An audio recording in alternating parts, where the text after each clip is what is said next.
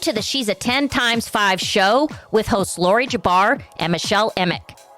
We're bringing public figures, subject matter experts, and other accomplished guests to the Studio 50 table to serve you up the best tips, tricks, and key takeaways that all us midlifers want to know about. Okay, time to join us for some times 5 fun. Let's go. Okay, all you tenors. We're bringing another groundbreaker into Studio 50. This week, Laurie and Michelle will sit down with Hall of Fame sportscaster Linda Cohn. Linda has served as a SportsCenter anchor since joining ESPN in 1992. She is ESPN's longest-tenured SportsCenter anchor, and in early 2016 was recognized for anchoring her 5,000th SportsCenter, the most of any anchor in ESPN history. In 2017, she was inducted into the National Sports Media Association Hall of Fame. In 2008, Cohn authored her autobiography, Cohn-Head, a no-holds-barred account of breaking into the boys' club. The book details her hard-fought rise to the top of the sportscasting world and her life inside the ESPN empire. Let's go.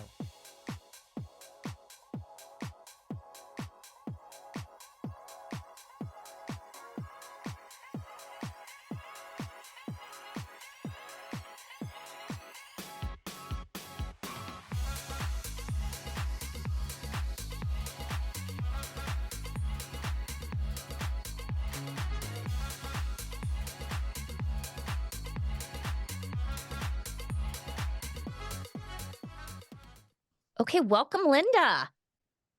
So great to be here. Thank you for having me. And again, I'm so proud of you two. I mean, I'm just beginning to know you, but what you have put together and created, bravo. And it's not easy in this kind of world we live in to have success in the podcast world. So really, and thank you for having me on. Yeah, there's only like about 5 billion of us out there. Yeah. Right. Podcast world. You get the guy in the garage.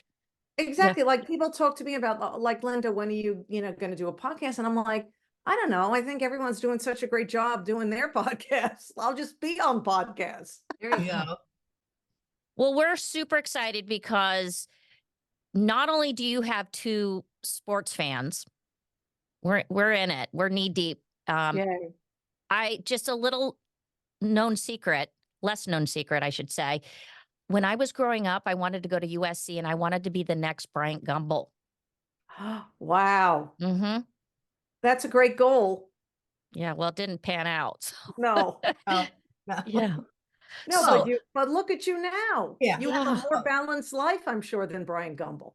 Yeah. Well, but so what I love is, and we've taken this lane this season, is we really wanted to bring on women that are groundbreakers, that have put themselves in the arena with kind of the stereotypical good old boy club and have prevailed. And boy, have you done that. Yeah, I mean, many moons ago, first of all, like, people always ask me that, right? Like, how did you fit so well and rise above in the boys club, right? Because back in 2007 I put out that autobiography, Cohn-Head, no holds barred account of breaking into the boys club, and it was just, I did it as a fun project, that book, because I wanted people, see, back then social media was just starting, right, in 2007. And I wanted people to really get who I was, like that I wasn't doing and being a sportscaster just because let's be a sportscaster and then maybe I can be on the red carpet one day and work for Access Hollywood or E Entertainment or whatever. No, I'm really crazy about sports. I grew up crazy about sports. So I was, for me, just feeling it out and just saying, let's try it. I'm talking to myself now. And work on blocking out the noise. And boy, did I get noise back in the day, because, I've been in this business overall, even before ESPN, a total of over 30 years. I've been at ESPN since 1992. And I try not to let others get to me. And again, this was pre-social media.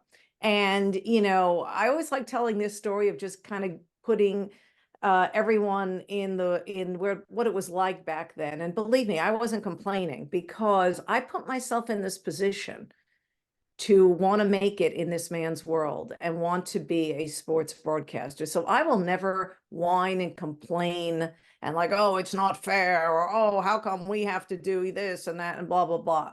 You know what? You put yourself in that spot. You wanted that challenge. You take the good with the bad. But I'll remember now, and I think I said this in the book, but it's just a classic story. So pre-social media, you could have called ESPN if you didn't like me for some stupid reason. You could have just picked up the phone, called the general number. They would have hooked you up right to my voicemail. Remember when we all had voicemails from regular phones, and you could leave any kind of message to me. And one time that happened after a sports center I did late at night. I'm finishing at 2 a.m. I'm exhausted. I thought it was a great show. And this woman comes on the line, voicemail, and she goes, I just want to let you know. And she sounded like an older woman. And she goes, I just want to let you know, I have 2 teenage sons, and I don't appreciate you giving them sports, especially you standing when you're delivering the sportscast. And it seems like your legs as you stand are too far apart. You need to keep them closed. You're a lady.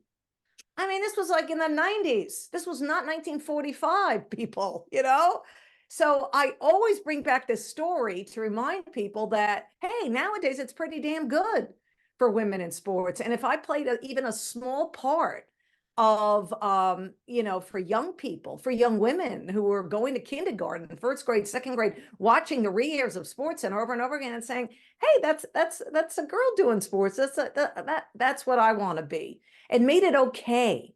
And it was great because I was on so much. I had that shift, even though it was a tough shift as I raised 2 kids to, come in at night and not leave till the wee hours of the morning. But that show was repeated back in the early days of SportsCenter like 8 times, and all well into the morning before they had the live new crew sports centers, which they've been doing now for the last 10 years. So whatever role I have played for having women get into this business, that's what I'm going to look back on, at least for my career. And that was the most important thing for me.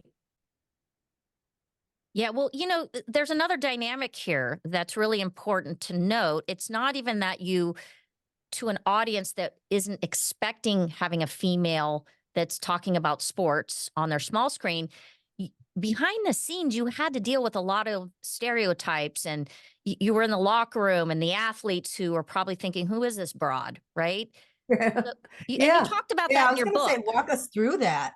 Mm-hmm. Yeah. And I know it seems like ancient history because when I started. So, obviously I'm dating myself, but you could say that, you could do that easily now. Anybody can just Google you. So it doesn't matter. I have no problem saying how old I was. And when I graduated from Oswego State, it was 1981. And when I got into this business, it was 1982. And it was a different world going into those clubhouses and locker rooms. And you really always had to prove yourself. And, most of the players, I felt when people ask me, okay, which professional athletes gave you the hardest time? No question, it was baseball. Professional, but Major League Baseball players were, most of them back in the day, not now, back in the day, most of them were pigs. I don't know why, but they just were. Maybe it's just the culture, right? They've had everything given to them basically, and they just saw women in a different way back then. I mean, remember, these were the 80s when I was starting out, and it was very difficult. And there were a few that said some, crazy comments or walked by me naked and all that stupidity, like childish stuff. And, you just look the other way and just laugh it off and rise above it. And even in the professional field, one of the places I started off working, because I worked at for a period of years early on trying to break in somewhere. I worked 7 days a week. I freelanced in New York City, different places doing sports. And one of these places, mostly radio at the time. And one of these places was something called Sports Phone. And it was way before the onset of all this gambling, sports and gambling trend, right? Because, believe it or not, decades ago, it was like the stereotype of old white guys gambling. And Sports Phone created this great avenue for them. And this was probably like just maybe when sports radio was starting, but a little before that, obviously. It was like mid 80s. And I took a job there, and that was like almost an overnight shift in New York City. And I remember, obviously I'm the only woman there. There were 4 other guys. And basically what we did was waited till all the games end to stay. That's when we were allowed to leave. But when the games were going on throughout the night, we'd go into this little booth that looked like a phone booth and get on the phone and give scores, get update scores, you know, mostly for gamblers. All they had to do was dial a 1-800 or one whatever 900 number, and they would get scores every 10 minutes. It was fascinating. When I tell kids and someday my grandkids, they're going to be shocked. But so we're all sitting around waiting for these games to end, and there was TV monitors, and one of the TV monitors had the Playboy channel on it. And back in the day, I mean, can you believe it? And basically I was like, okay, whatever. And you just kind of had to fit in, and you just, you know, do your thing, but you could never speak up. There was no one to speak up to, because then that would set you apart. And all I wanted to do was fit in with the guys, because I knew at that time of my career early on, that's what I was going to have to do, and then have a plan down the road. And then when you get into the 90s, you know, and I moved to Seattle, and that was a big break because I finally got a sports TV job, and I credit KIRO TV in Seattle and John Lippman, that news director, for giving me that opportunity, where I was a weekend sports anchor and weekday sports reporter. Reason why I bring that up, there were several members of the Seahawks, the Seattle Seahawks at that time, you know, this was the early 90s, that were religious. They were Christian evangelicals, and they just could not accept women in their locker room. And they held it against me. And one of these guys years later went on to become famous in politics. And he wrote me this long letter apologizing to me. Okay, we got to know who that is. You called him Mike, I believe, in your book. Yeah. I mean, who's Mike? I cannot, I know, and that's good job by you for following up, but it doesn't matter. The point is, my point is how things have changed, how things have forced to change for the better. And it's just ridiculous when I look back and say, so many times I could have just said, the heck with this crap. But I don't know. I just needed, you know, and I was a girl with low self-esteem, and that's important. I like sharing that a lot, because there are a lot of women, they have more challenges nowadays, especially you guys, your mothers, you know, what they have to deal with through social media to try to be perfect, to try to reach other people's expectations. It's crazy. What I'm into right now is empowering women to block all that out. It doesn't matter what they think, to love yourself, because to this day at my age, guess what I'm still working on? Loving myself, not being hard on myself. It never ends. I'm a hell of a lot better than I was in my 20s, 30s, 40s, and 50s. But, you know, it's a process. And it's really, and isn't this crazy, ladies? Think about it. In 2024, women of all ages are still dealing with this and trying to reach others' expectations. Man, that. It is. Well, one of the things that I think, and I used to listen to you in your show, I really kind of dig, and I think the reason why you found success is you're tough. You're like that New York gritty, like just say it as it is. And I have a friend, she used to be a sideline reporter. Her name's Alex Flanagan. Oh, I love Alex. Yeah. Now she went on to becoming a big time agent. Yep, she's an agent now. And we played pickleball, and I said, you're never going to guess who we're going to interview. And I told her, and the thing that she said, that she goes, the most impressive thing about Linda is her staying power. And she kind of talked about how, you know, she was, you know, washed out, so to speak. She got to an age where they kind of said, it's time for you to not be on the sidelines. So talk about that. Do you think it's your presence that has kept you relevant?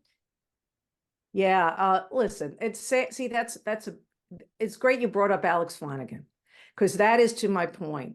I'm glad she has found this new chapter, and now it's not new. She's been doing it, and she's been crushing it, being an agent. And that takes a lot of guts and skill and changing your career mid-flight. But she didn't have to leave, in my mind. She was an excellent sideline reporter. She's beautiful. Mhm. It's absolute. This is what I'm talking about, letting others determine what your life is going to be. Again, kudos to Alex. This is all her, because she found success in another avenue. But staying power, you know what?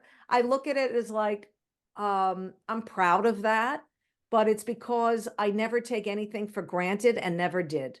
I always approach a show like someone is seeing me for the very first time. When I do SportsCenter, I'm like, yeah, there could be someone seeing me for the very first time, and I have to prove to them that I belong. So I've never, ever, ever let that mission statement escape me, because that is one of the reasons why I got the job in the first place, because I didn't think so highly of myself. And I bring up the low self-esteem, but sometimes that works to your advantage. If you're so high on yourself that you think you're all that, well, you're never going to put in the work. Who says you have to stop working just because you've reached a point in the mountaintop?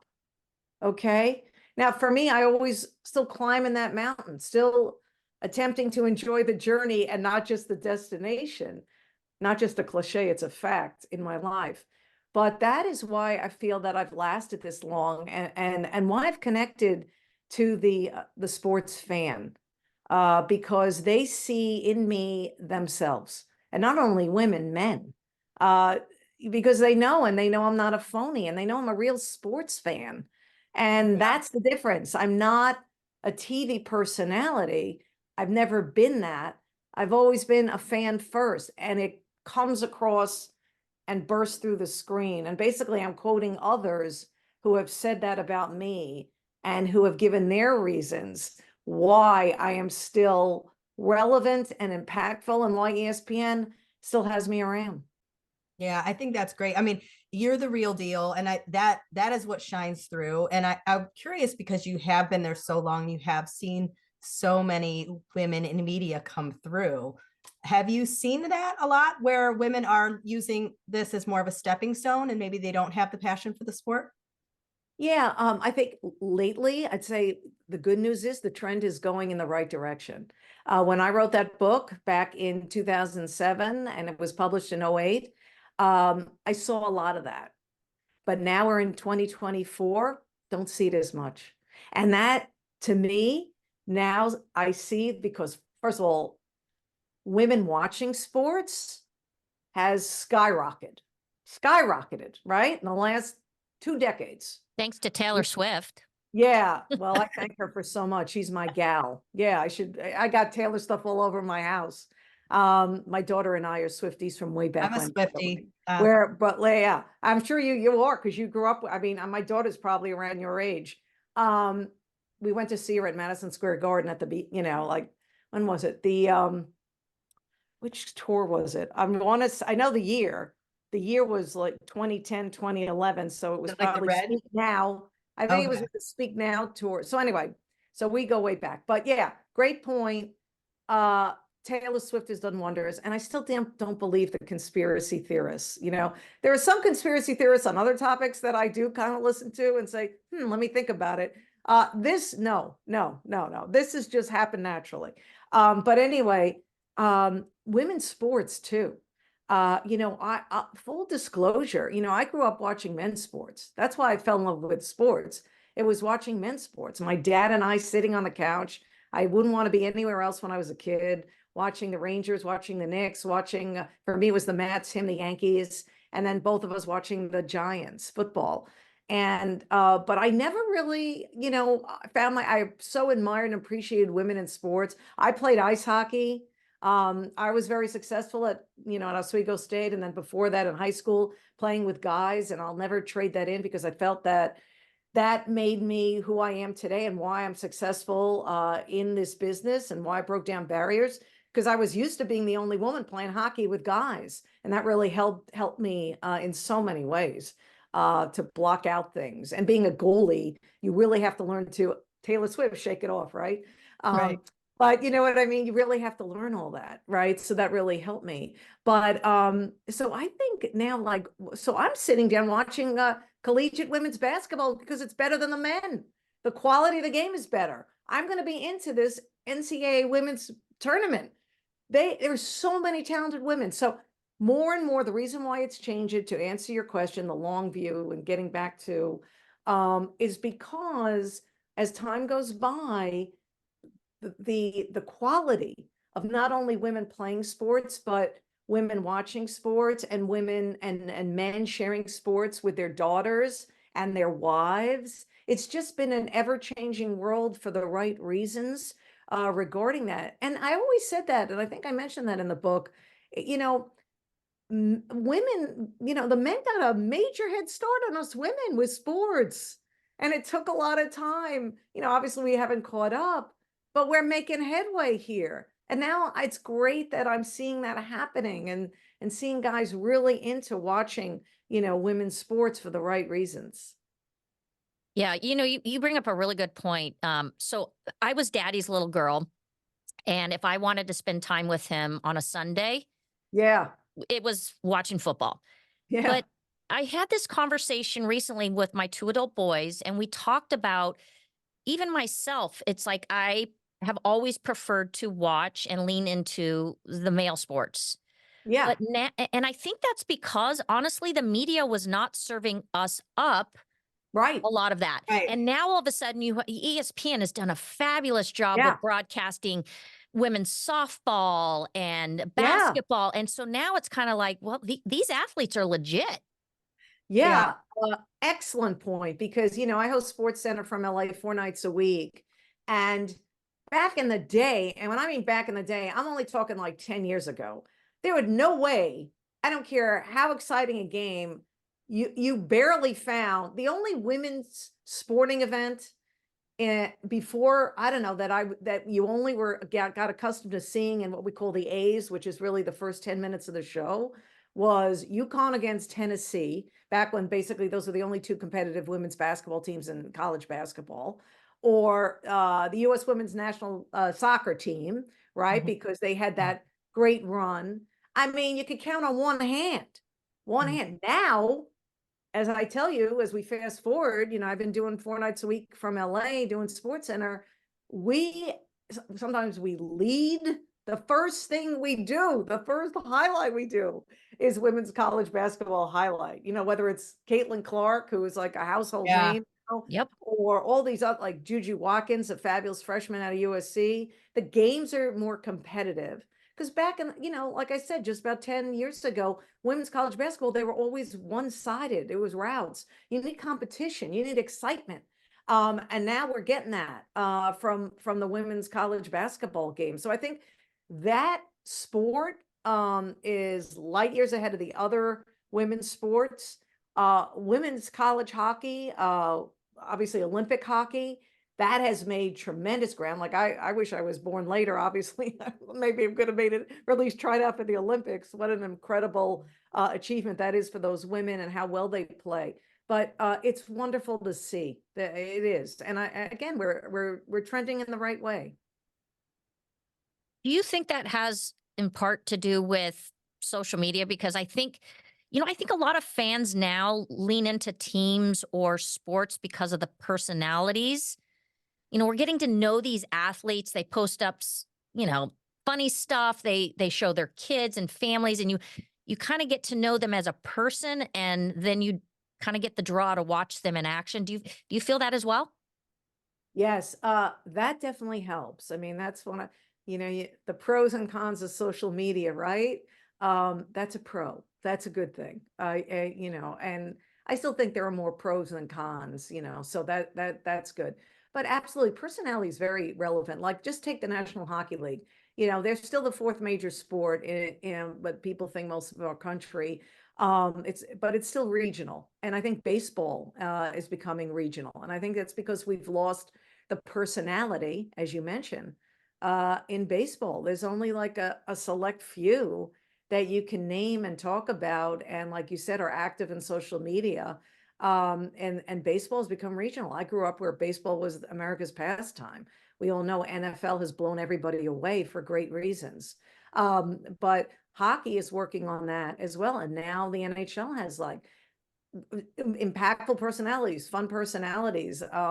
And for years I was saying we have to bring out the personality in these hockey players, and that's how you sell your sport. So it's definitely worked for that. In the NFL, of course, the game is so great. Everything about it is great because it's only once a week. A team plays once a week. Every game matters. And you do have guys with big personalities. Again, let's just name Travis Kelce because he's everywhere. But even before Taylor, trust me, he was a huge personality. He was loud. And so was his brother Jason, and they have a great podcast as well, New Heights podcast. Yeah, I mean, this is where social media helps. And also, social media helps in this way. Let's say you're not at home. Like, a lot of people aren't at home sitting on their couch watching games. They have lives, or they're busy doing things, or they're watching Netflix or something. And you're like, oh, I'm watching Netflix, but I'm on my phone. I'm like, oh, wow. Wow, a tie game between so and so and so and so. Or, oh, wow, this person's going for some record. Thanks to social media. What are you doing? Oh, you're changing. I pause Netflix. I'm going to where that game is, and I want to see that happen live. And that's a pro too. That's a I'm great, trying to great. think of a time I've ever like gone out, unless it's a fancy restaurant, gone out to eat with my husband where he isn't either watching the game, there's multiple TVs on, or with the phone, checking an Yeah. update. And if, and then I usually hop in, I'm like, what's the score? But yeah, I mean, it's that accessibility. Right. But wait a minute. I mean, I hope you put your foot down a little bit and say, come on, honey, enough with the phone, shut it off. I don't Yeah. care if you're eating at Applebee's, no offense to Applebee's, but you got to put the phone Yeah. on and look me in the eye and spend some time with your wife. Let's Yeah. talk. Well, if we're going to any place like Applebee's, his eye is on. Now, I haven't been there a long time, but his eye is on the TV. It just makes Yeah. me laugh because it's everywhere you go, right? Yeah, that's true. They Okay. even ask, like, is there a TV in here? Yeah, Yeah. right. Okay, question for you. So I got to know and learn about Jessica Mendoza, Yeah. who, because she was CEO, we did some work for Title IX with the Billie Jean King Foundation and also Women's Sports Amazing. Foundation, which she's a big thread of. She's doing broadcasting for, I believe, the Dodgers, right? Yeah. She's, I thought she's their she was doing commentator, and then for you've got ESPN too, Mhm. right? So you've got some people that are actually calling games. So what really frustrating to me is, and I'll just use NFL as an example. You've Okay. got a lot of women that are sidelines or, Yes. halftime, Sideline reporters. Yeah. commentators like Aaron Andrews and whatnot. Yep. Why aren't we getting one of those women in the booth with Chris Collinsworth or Tony Romo? Right. Or just replace some of the men. Let's start there. Well, yeah, some of them are Better, old. with Yeah, better some of them need, quality. some of them, yeah. Yeah. I mean, oh my God. I think women who are interested in play, I think we're going to see that for NFL. We see it in college football. I know on ESPN has for years multiple women, not I don't know, a few women, 2 women, 3 women do college football play by play. I think we'll see it. The NFL has learned that they have to adapt and change. They've gotten referees. There's women officials, so I never thought I'd see that. So that's a good thing. But I think we'll see it. I think women could be in the booth right now for being analysts to get their opinion, that kind of thing. Early on, again, I refer back to, when I decided to write that book in 2007. It took me a long time because before then, I wasn't sure women's sideline reporters were being used properly. I wasn't sure that they weren't just, there because they were gorgeous. Yeah, eye candy. And I had a problem with that. I had a problem with those women, although most of them very talented, not speaking up about it. Not why did that bother them? I was always worrying about that. Why doesn't that bother them? Why are they allowed just one question and the guy in the ear is telling you what to say? Why aren't they standing up more? And thank goodness that changed, where talented people like Erin Andrews, I know Erin, she's fabulous. Sarah Walsh does a great job with the Buccaneers. She works for NFL Network, by the way. Just to name 2. Tracy Wolfson for CBS. Now, for the last 10 years, they're getting more to do and more to say. They know the game. But back in the day, it wasn't like that. And so I'm glad things changed in that department, because if we were still having that, I'd still feel the same way about sideline reporters, that why do we need them? Because 20 years ago, 25 years ago, perhaps, I was like, why do we need sideline reporters if they're not allowed to, say anything worthful, something with worth, some value? Why do we need them? the guys in the booth can say what's happening. The guys in the booth can report an injury because they get it right in their ear. But thank goodness all these broadcast networks, and ESPN was in the forefront of all that, by the way, I think, of giving more to do for sideline reporters, women. And then you saw more men doing sideline reporting. Think about it. There weren't, women made sideline reporting a place to be.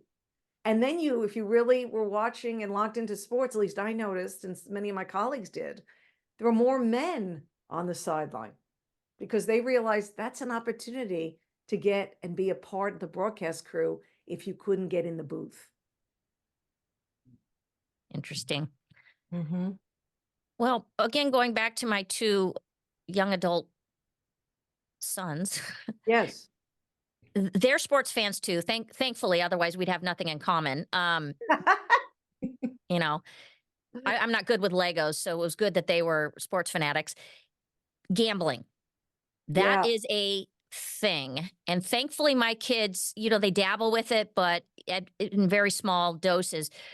I think that has changed the way we consume sports significantly. Thoughts? Absolutely. May I ask, how old are your sons? I have an almost 23-year-old and an almost 20-year-old.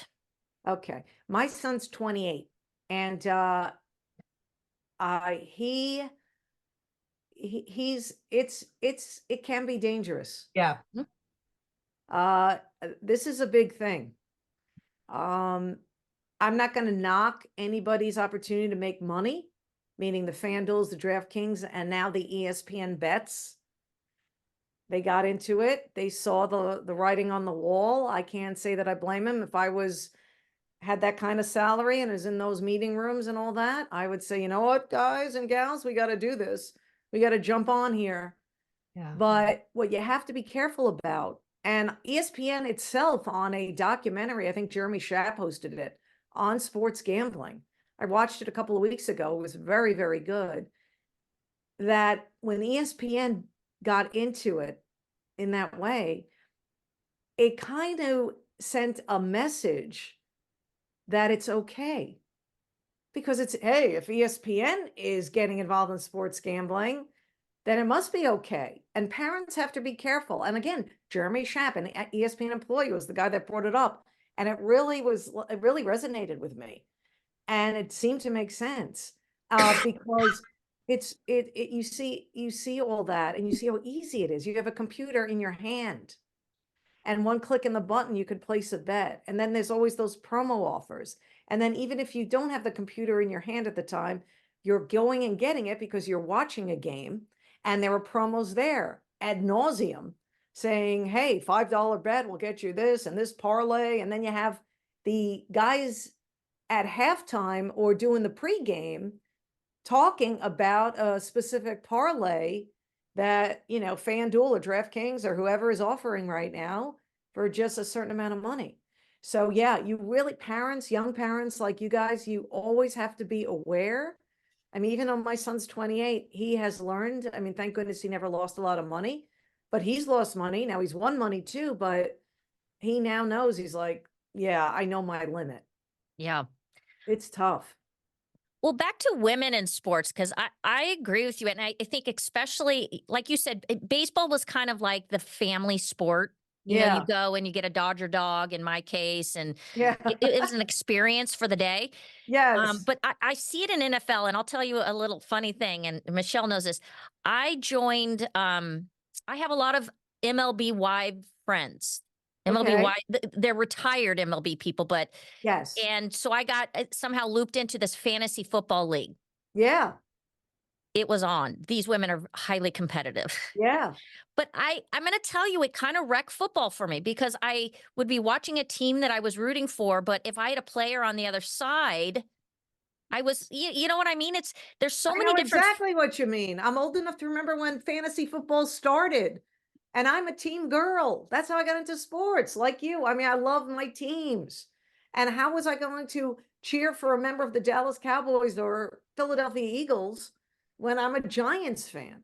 And honestly, I didn't know how long this was going to last, but what it did was bring in the, not only talking about women, but bringing in the started bringing in the casual male sports fan, the fantasy football. And then, because it looked like fun and it kind of like a competition thing. And then all the women came in because, wow, that's a big reason why women are into it, are into the NFL. Pre-Taylor Swift, they're into this like fantasy football and the chance to win money and to compete, and it's all good. And I don't frown upon it. I think it's great. But I never thought it would be as big as it turned out to be. And I was on a couple of teams early on, and I got distracted. Mhm. People in my business use the excuse, oh, it keeps you up to date on what's going on in the league. I was already doing that. I don't need to be part of a fantasy football league to do that. And also, it can take away, you could be so preoccupied with it that it takes you away from things that you should be doing with your time. Yeah. I got a question for you, Linda. Are there any sports that you haven't covered or anything that you're like, you stay away from? Interesting. I mean, when I've had opportunities to be that reporter and be out and about, it's the sports that I was surprised I liked by covering a story. For instance, when I first started ESPN, I never was into gymnastics, mainly because I couldn't do it. Same with volleyball.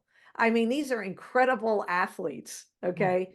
And I was not, I played ice hockey, I played tennis, all that, and I'm good at them, but I could never do, especially the gymnastics. So I covered a story early on about eating disorders with young women in collegiate gymnastics. And it was sad, horrifying, fascinating. And at the same time, though, I had an appreciation for the actual sport and what they had to do to compete and get perfect tens. Can you imagine? They always kid around baseball like, oh, you strike out at once every blah, blah, blah. You're still hitting 300. You always have to aim for a perfect 10 in gymnastics. If you don't, you're not good enough. So I think I find, even though I didn't grow up with a sport, I always find a way to make myself connected to that sport. And I think that kind of example, that's what I do, and especially just meeting the people when you're out and about. That's what's so great about being a reporter. I love anchoring because then I cover all sports and SportsCenter, and you can have fun and you can add your knowledge and you can be entertaining and it's exciting and you get more people watching you. But when you're a reporter, I love the opportunity to meet so many different people and have those little meetings with the coaches or have those little meetings with certain players or sitting down in the locker room, the morning of a game or 2 hours before a game and chatting, or, on the field or when it's happening, or you only get one shot, or covering baseball playoffs and you have to, like, as soon as the game ends, you got to just run out there and grab the guy and, you have only one take. Me being an athlete, that's like an adrenaline rush. Yeah. Oh, how awesome is that? Yeah. I mean, that's the kind of stuff when I call it quits, I'm really going to miss that because you just have that one take, it's not like chance to be in the, that kind of thing. You know what I'm saying? Well, this weekend at Mom's Weekend at TCU, because I'm a super fan of, and they had such a great run last year. It was like the Cinderella story every week, Yeah. just blew everyone's minds until the Georgia Army dismantled them in the end. But Max Duggan, the quarterback, Yeah. and I got to Got a meet great him. name, by the way. Yeah. And I got to meet him this weekend and spend some time with him and with my boys. And he was exactly the kind of young man you would think he would be. Let's turn that on its head. Was there any athletes, and I know you're not going to want to give me any names, Right. that you met that you were like, wow, I did not see that coming? Either way, positively or negatively? Yeah, I mean, this is the thing. In the early, when I was first starting out, there would always be one or two. And, I would take it personally, but I just kept it to myself. And then, you kind of just like vent it to people that know you and you feel bad about it. And you just you go through it. It took minutes, hours, days out of my life worrying about some moron not liking me. Right, or not wanting to talk to me, or not respecting me. Now if that ever like, the good news is like that, I'm not being cocky or anything, but if doesn't happen as much, if at all, because they've seen me on SportsCenter and they respect me and they know I'm not just some, whoever, just like, oh, here's a microphone. Like, can I interview you and ask you a stupid question? So, they know who I am, they recognize me. So that's like more than half the battle. And that was really big, by the way, as the years went by and hosting SportsCenter for as long as I did. So when I ran into, players like big time Michael Jordan, Shaq, Kobe, who was always so nice to me, all these kind of players, that was that helped, that they knew who I was already and had the instant respect because they saw me, do what I do. But it's a good lesson to learn. And I try to share that with my kids and young people when I do speaking engagements and things like that, is that you're not going to have ever, I don't care if you're the perfect person in the world. I don't care if you look 100% gorgeous. I don't care any of it. I don't care if you have the greatest delivery or you have a perfect show. There's always going to be one or two people out there who can't stand you, who don't want to like you. And guess what? And I just saying this to my son the other day, just about a work situation and trying to prove to everyone that you can do it and crush it and be great. I go, sometimes it just doesn't matter. You just have to realize if they're being jerks, that they're having a bad day. And this is on them. And it's hard to change your thinking about it. Trust me. Again, I told you, still work on that. You walk by, I'm walking my dog. I walk by someone, they say, try to look people in the eye and be nice. So that like, I try to, be nice to people who I don't know. And I'm walking by with my dog and I'll smile or say, hello, and no, and they're not looking and they don't say anything. And the New Yorker in me wants to say, all right, jerk, screw you. You know what I mean? Have a crappy day. But I hold that in. I'm like, okay, you're lost. You must be having a crappy day. I don't even have to tell you to have a crappy day. You must be having a crappy day. It must feel good though to have that microphone and know that when they see Linda coming, I mean, that's got to be a good feeling. They're not running, but running towards you. If that's it, I mean, that's if they recognize. I mean, and I don't care when I'm not. I think it's great when I'm not recognized because, I'm like shopping in Whole Foods or whatever. I sort of kind of keep the low profile, and I don't know, just kind of either coming off the tennis court or, I don't look like how I look, I look how I look now, basically, this is just me, type of thing. But I don't know. I'm just like low key about it, but, yeah, but that's the other thing. My ex-husband always said, this is what the funny thing to remember from certain people. My ex-husband always said, no matter where you are, no matter what you're doing, if someone comes up to you or says something to you or runs into you after they recognize you, you always have to be nice to them. Always. Even if you're doing something with the family or doing something you don't want it to be interrupted, you always are nice. And I always remember that. And I've always been nice to people. And it's been fine. This New York gal, it's easy to be nice to people. I have an expression I use with people and especially with my kids. I always say, I'm not for everyone. Like, you're not going to be for everyone. So you are going to have those people in your environment that just. Okay. It is so funny you said that. I own a shirt. Okay. I was going to wear it today that says, I'm not for everyone. And the shirt it's the name of one of my favorite songs from Brothers Osborne, which is this amazing duo. Their genre is country music, but they're really not. They're like, I feel like they were born too late. Like they could have been classic rock guys, with their guitars and voice. And hey, one of their songs, you gotta look it up. I'm not for everyone. You're gonna love it. And I bought that shirt, and when I saw them in concert, I wore it with a pink cowboy hat, and the shirt's pink, and it's I'm not for everyone. Let's go. That's great. You need that. Now that I know that's one of the sayings. I think I got it on Amazon. Okay. I'm on it. Yeah. And Brothers Osborne is the group. Look it up on Spotify or Apple Music. Wow. Yeah. Okay. One final question, and that I'm going to ask you can kind of leave the audience with this. There was an expression that someone brought to my attention. I thought it was so great. It basically said, lead from the wall seat. Laurie, don't be afraid to lead from the wall seat. And what that meant was you're not. What does that mean? Well, what it meant was, because I asked the same thing, what the fuck does that mean? Yeah.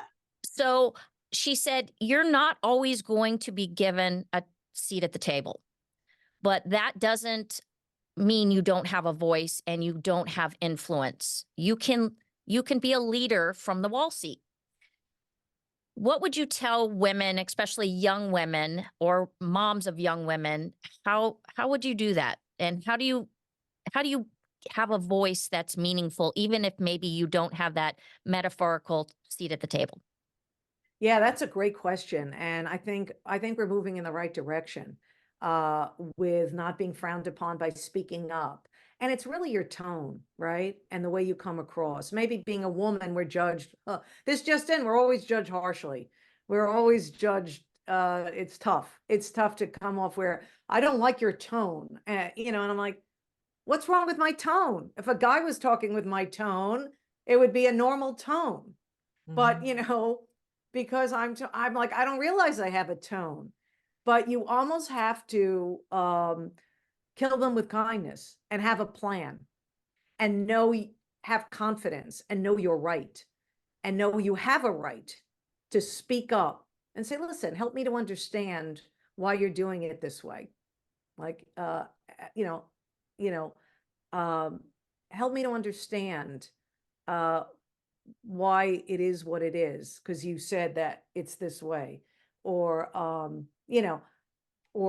give me a chance to tell you what I think, or is there a chance I can sway you in this direction? Hear me out. So it's a different kind of way. It's like a very confident, right, delivery, as opposed to, be like a pit bull right away and say, I don't care what you're talking about. I think you're wrong, blah, blah, blah. Because what happens? Everyone just turns out, shuts you out type of thing. But by doing it the other way and having the good delivery and coming off confidently, you're going to get more people who are going to listen to you. And that's really at the bottom line. That's what you really want. You're not going to get everyone to agree with you, but you're going to get people to listen to you. Yep. And in today's world, that's the problem that we have. Everybody has one side on each thing and they don't listen to the other side and don't care to listen to it. So it's harder to do. But just because, you have a wall seat, you don't have to be. You can be in that room without being in the room. You can't, people aren't going to come to you. You have to come to them. That's the other thing. You're not going to get it. And I tell young people all the time, don't expect things on a platter for you. Don't expect your next job to be on a platter just because you have a nice little bio in LinkedIn and Indeed. You got to go after it. You got to create your own opportunities. I mean, that's what I did many moons ago, but it still works to this day. You got to set yourself apart. And what's the worst that can happen? At least you spoke up. At least you gave and let people know what you're all about, and gave yourself an opportunity to get that job, to get that opportunity to become a difference maker. And if you're not in that room now or in that boardroom now, or, a chance to be a game changer right this moment, you follow this path, you will be. I just thought of something really rad. This is our new slogan, Michelle. Okay. Just because you have a wall seat doesn't mean you have to be a wallflower. Oh, see, Oh, that's that's when we talk right. it out, you get your Yeah. your creative minds going. Okay, so we always like to end our interviews with a little fun. We call it our luxury pickleball lightning round. You game? Yes, but can I say something? I'm a tennis Yes. player, and I respect pickleball players, but I don't want you taking our tennis courts away. Yeah, Oh, And you yeah. have it's very noisy. it And is so very noisy. I've adapted to the noise of pickleball courts around the tennis courts, but do not take our tennis courts away and all that. But I respect the talent it takes to play pickleball. Yeah, well, I'm just saying. Well, but I had listen, if I did this thing pickleball round with you, me, I'm honest. You just told me I'm just straight shooter. I know. Well, it is the fastest growing sport on the planet. That's what they say. And we're actually releasing an episode with we interviewed a like the royal family of pickleball, and we kind of came to the conclusion it's because even at 70 there's a social element to it and the barrier of entry is really low.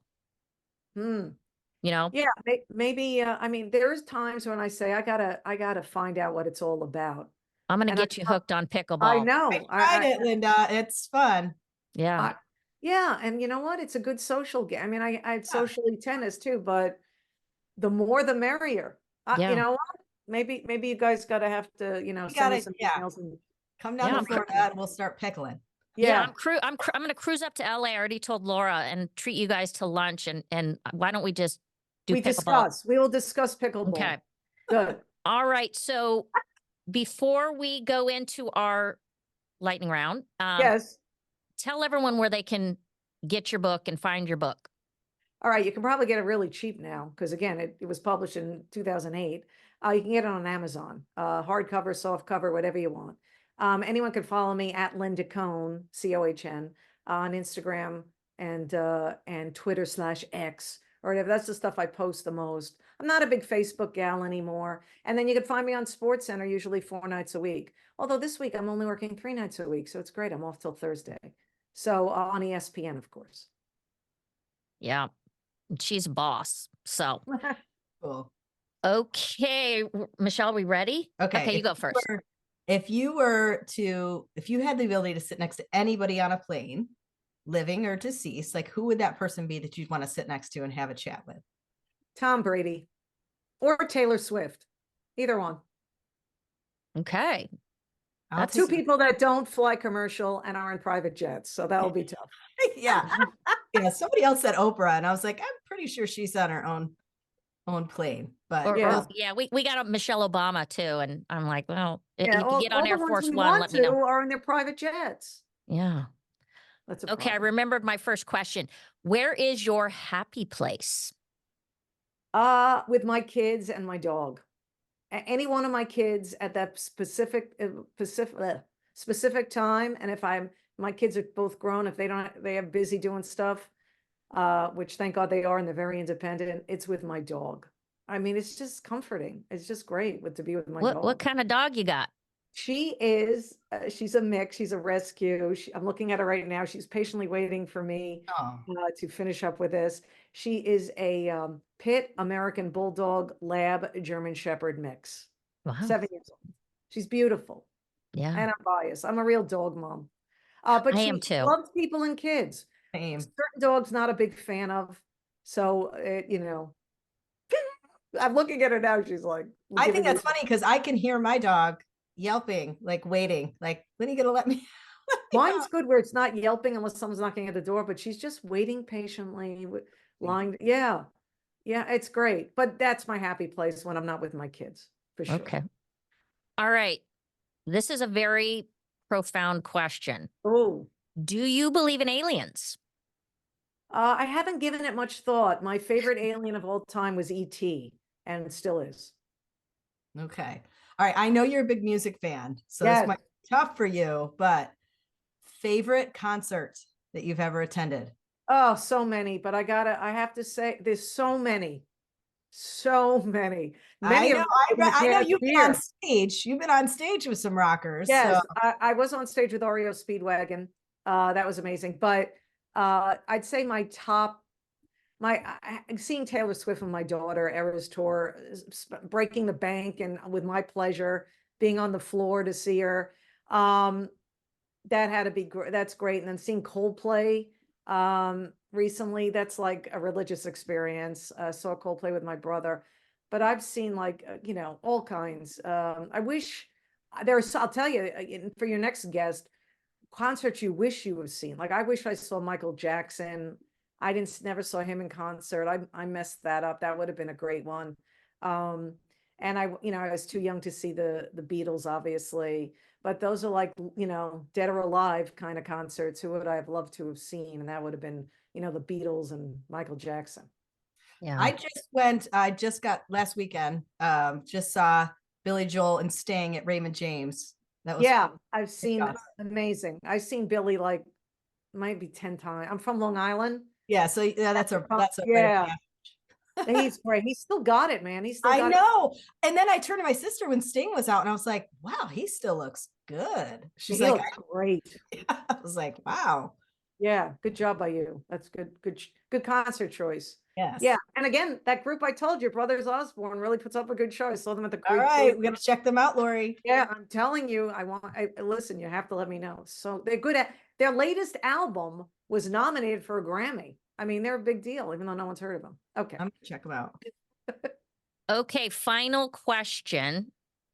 And I always like to say this has a little bit more gravitas to it. If you could tell your younger little girl self something that you know today, what would you tell her? Don't be hard on yourself and love yourself. There is no question about it. That's it. Don't be so hard on yourself. Yeah. Well, especially today, these girls, they really can beat themselves up, huh? Oh, it's awful. And women should be helping women. Why am I still talking about that in this day and age? Yeah. It's better, but it's not enough. Women do not support women enough. And that's Mhm. another reason why I so, I mean, that's why another reason why I so love Taylor Swift, because she is an incredible role model. First of all, she's an incredible songwriter. It really does remind me of back in the day when I was little, Joni Mitchell and Carole King, and just amazing lyrics to these songs that but she's always pushing, helping women and supporting other women. And we don't have that enough. And, Amen. you're doing it for me. You asked me to be on your podcast, and look what you're doing. You do that with all of your guests. And so, bravo to you two for doing that. Thank you. Yeah. We talk about this a lot is my one regret, especially since I was swimming upstream with the good old boy club at the academy.